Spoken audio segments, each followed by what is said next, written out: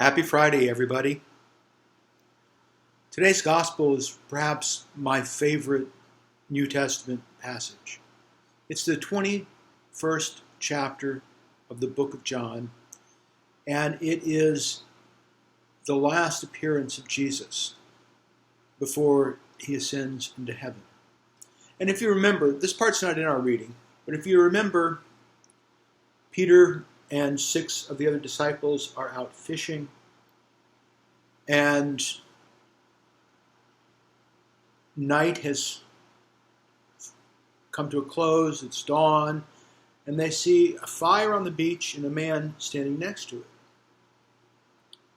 And St. John immediately recognizes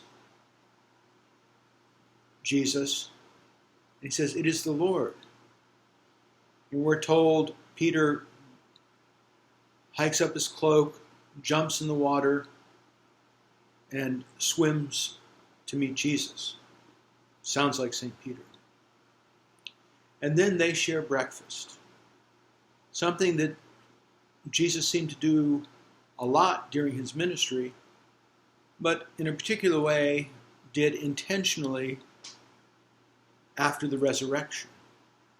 Because he always wanted them to know that he was flesh and blood.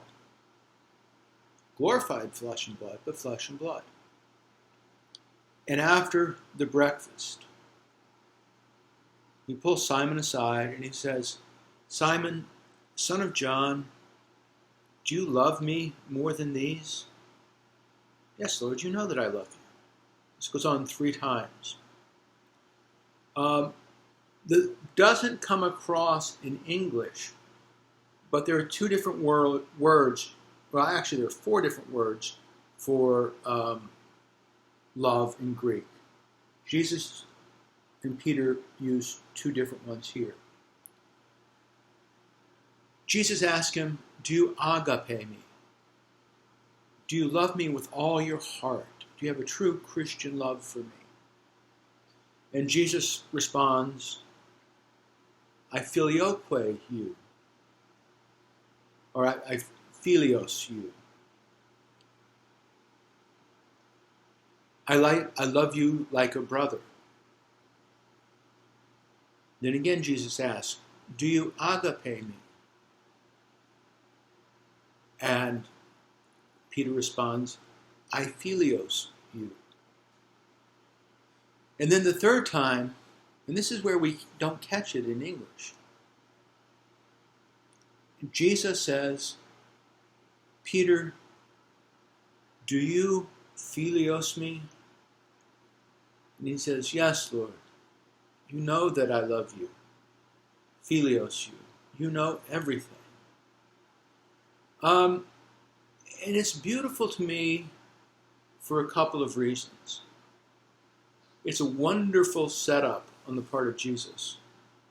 That fire that I mentioned at the beginning is a charcoal fire. The only other charcoal fire in John's Gospel was in the high priest courthouse when Peter denied him 3 times. And so Jesus here is rehabilitating him. He is giving him an opportunity to make up for that triple denial. In fact, we're told that when he asked a 3rd time, Peter's face fell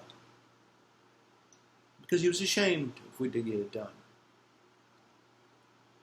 And yet Jesus here, before he leaves, brings it all back together. He's willing to accept less than perfection from Peter and know that it will grow and grow and grow.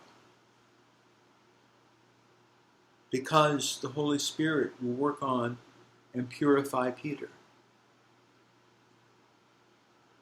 When you're a young man, you can go wherever you want.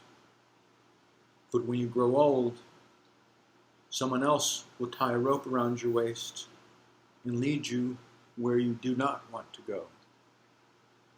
We're told by saying this, Jesus was interpreting the kind of death by which he would reconcile and reconcile himself to Christ, and give the ultimate witness of a martyr. Interesting. Yesterday, we heard that Paul was on trial and would be martyred. And today, we see that Peter too is heading towards martyrdom. God bless you guys.